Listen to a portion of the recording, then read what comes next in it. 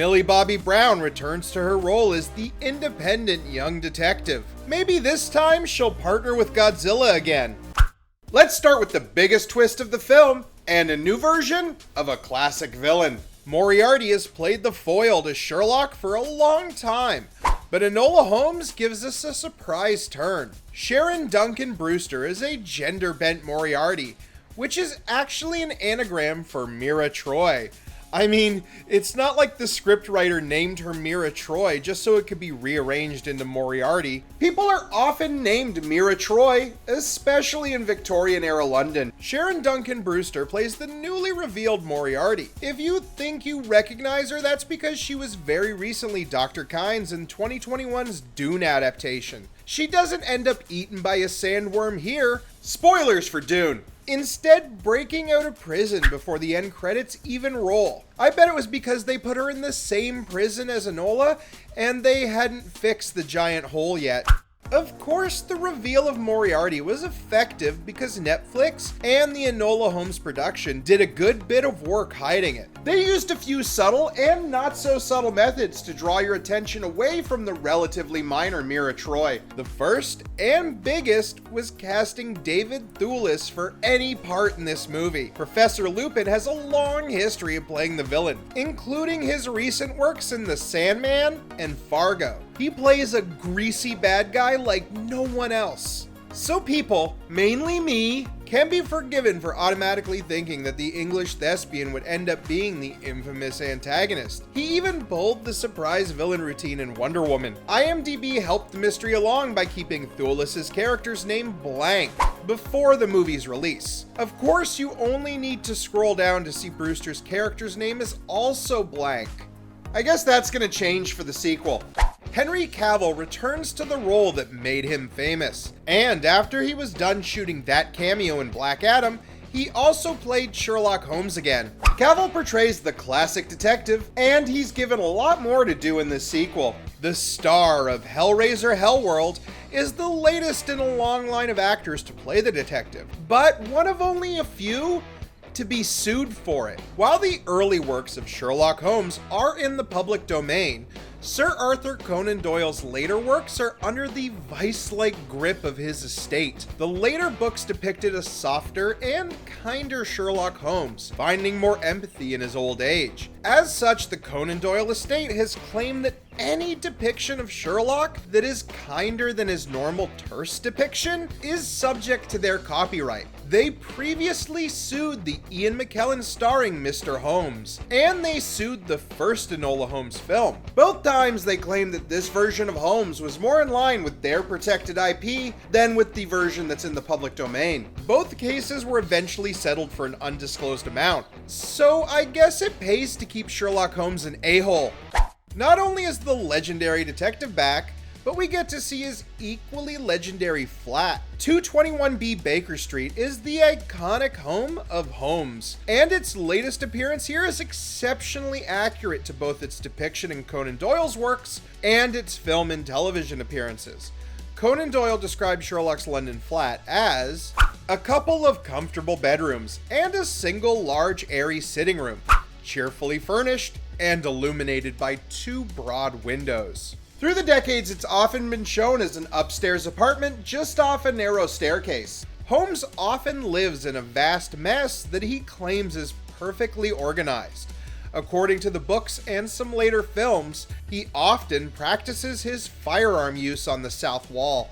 Holmes's home, God, that's hard to say. His apartment is actually very accurate to how it's been previously depicted. It's also filled with references to Holmes as a character. The biggest is his personal violin. While the books make little mention of his skill, he has played it on screen in dozens of adaptations throughout the years. The violin itself is a Stradivari, because of course it would be. For those of you who didn't play that Fallout quest, a Stradivari is an extremely rare and extremely expensive group of violins that were built by one guy in the late 1600s. Only 400 to 500 survive today, and they can go for millions of dollars a piece at auction. They are also said to be extremely beautiful sounding.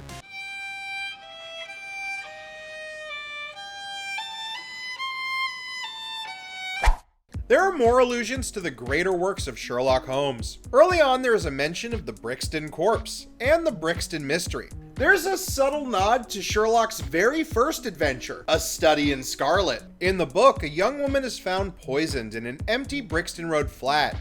Sherlock, along with his brand new roommate Dr. Watson, investigate and eventually solve the case.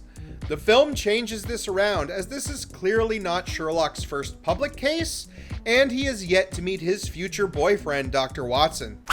You know, I've made it this far into the video and I haven't even talked about the movie's main character yet. Enola Holmes is the younger sister to Sherlock and Mycroft Holmes, and she is entirely a recent invention. Enola Holmes and its new sequel are based on the Enola Holmes mysteries. There are currently 7 books in the series.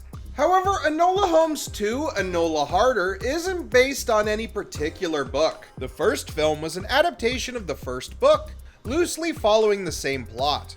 The sequel chose to take inspiration from real life, looking to a critical moment in workers' rights. It's pretty late in the movie when we learn that Enola's case is based on some real-life history.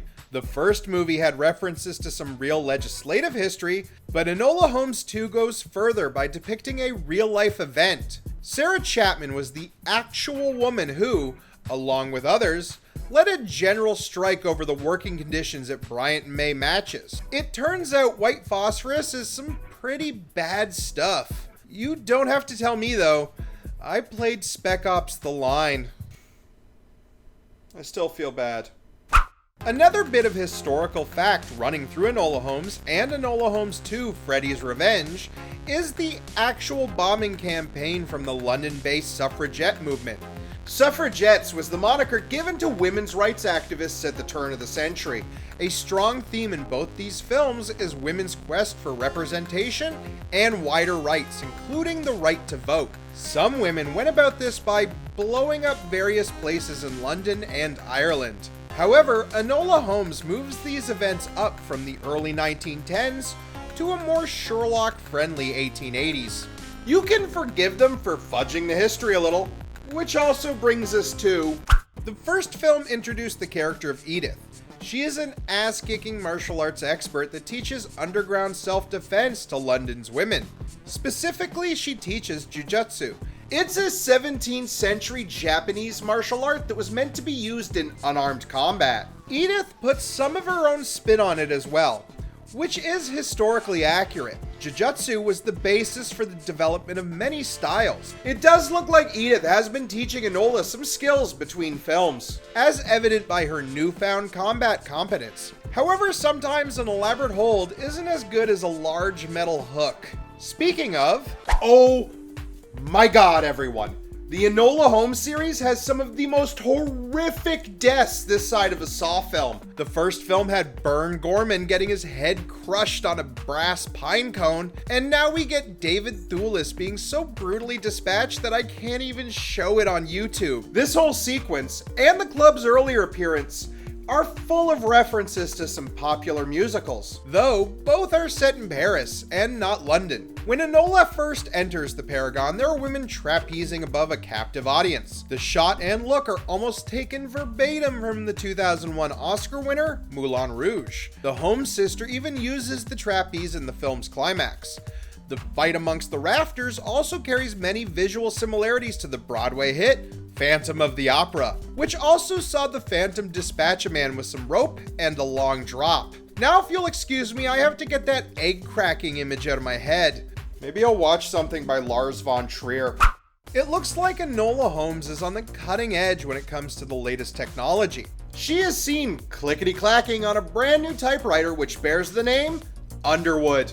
Underwood typewriters are some of the most famous when it comes to the archaic word processors. That joke is for you Zoomers out there. However, there is a bit of a problem when it comes to when the Underwood typewriter was first commercially available. She is using the Underwood No. 5, which was first sold in 1900. Underwood as a company wasn't even founded until 1895. So there is either a 10+ year time jump from the previous scene, or Enola got her hands on the first prototype. Hey Netflix, if you bought it, you might as well steal from it, right? The 2019 whodunit Knives Out continues to have a huge impact on the genre, just 3 years on from its release. In the movie's climax, the main character Marta gets Chris Evans' sweater to confess to some pretty harsh crimes. He takes his revenge by attempting to stab her with a prop knife. Enola Holmes 2, Glass Onion, also pulls this exact same trick with a similar retractable stage knife. It's set up earlier in the film when the soon-to-be departed May holds it to Enola's throat. When Enola turns the table, she reveals it's merely a prop. I guess it's fine now that Netflix owns the whole Knives Out franchise. Maybe in the upcoming sequel, Ed Norton will take a large metal hook to the crotch. Seriously, everyone, that image is never leaving my brain. Enola has a bit of a crush on Lord Tewksbury, which has led her to stalking the Twilight vampire-looking lord. After their, air quotes, chance encounter, end air quotes, Enola asks the camera if Tewksbury is looking back. Too bad she wasn't quicker, because he actually did. It's not a big moment, but it's subtle foreshadowing of his love for Enola. Well, that and how he stammered like an idiot around her. Another storied character in the pantheon of Sherlock Holmes makes a return appearance in Enola Holmes 2, Judgment Day. Inspector Lestrade has a long history of enlisting Sherlock Holmes' help. He was first introduced in the aforementioned A Study in Scarlet. He has appeared across multiple adaptations, including the Robert Downey Jr. films and the BBC version starring Humbolito Snickerbunch. In Enola Holmes, he is played by Adil Akhtar. He has had a career stretching back to the 2010 cult film Four Lions, and has been a mainstay of British television for the last decade. It's the BBC. They have like 7 actors they put in everything. They even just recycled a Doctor Who. Every part of that last sentence was an ironic joke. Don't come after me, Tenet fans. Mira Troy is revealed to be the infamous supercriminal at the end of the film, but on the film's poster you can see her standing directly under her arch-rival, Sherlock Holmes. Lestrade and Grail act as more of the antagonist to Enola, so it makes sense that they are under her. Mira is also holding the two on the poster, an indicator that she is the driving force behind the sequel. There is another ghoulish historical reference in a specific sequence in the film. Enola deciphers a hidden message that sends her towards a secret meeting place. That meeting place is in the East London district of Whitechapel. It's an actual place in London and is most known as the hunting grounds of Jack the Ripper. The Ripper was active in 1888, which would be around the time this film is set, so it's a bad look on Enola when they find her with May's body. The main theme of the first film can be summed up thusly: I'm Enola Holmes and I can do it! The sequel is more like, I'm Enola Holmes and I can do it, but I need help. When she refuses help from her brother, she misses the opportunity to realize that both their cases are connected. Throughout the film, the running theme is that Enola needs to accept that it's okay to ask for and get help from those that care for you. Her being surrounded by loved ones in this movie is further enforced by the absence of Mycroft, because he's a dick. The new Netflix film illustrates the divide between upper and lower class London at the time. At the start of the movie, Enola is following Bess to her home along the London docks. The grit and grime of this location is clear from the establishing shots. Around this time, London was, to be blunt, hella gross. The rampant industrial revolution flooded the rivers and streets with coal waste and other byproducts. The early grime of these locations also create a cinematic bookend. The last shots of the film show us Enola walking down the clean and bright streets outside Parliament. It's a visual metaphor that things are looking brighter for the young detective. Bess still has to live with the rats though, I guess. Sorry, Bess. There's a prime example of an age-old detective trope at play. At the film's midpoint, Enola is hot on the trail of the missing red-haired girl, and Sherlock is deep in his own case as well. A case of scotch. I don't usually imbibe, but I'm on a case, you see. Actually, he is on the trail of an elaborate money laundering and racketeering operation. Money is being moved all around London, and is eventually being funneled to the mysterious Moriarty. Both Sherlock and Enola learn the cases are connected when they're finally able to compare evidence. The two cases are one is an age-old trope of detective stories and pulp novels going back centuries. They even exclaim the cases are connected, which is a little on the nose. Or on the hook to the groin. Sorry, I had to get it in there at least one more time. Which is what Enola said about the hook. Enola Holmes 2, Age of Enola is actually an improvement over the first film. It adds a lot of new elements to the charm of the original, while giving us more of what we loved about the first film: graphic violence. Given that there are 7 books in the franchise, and the success of the first 2 movies, I expect we will see Enola Holmes again. No doubt Sherlock will return for the next installment, but he'll probably be played by Liam Hemsworth.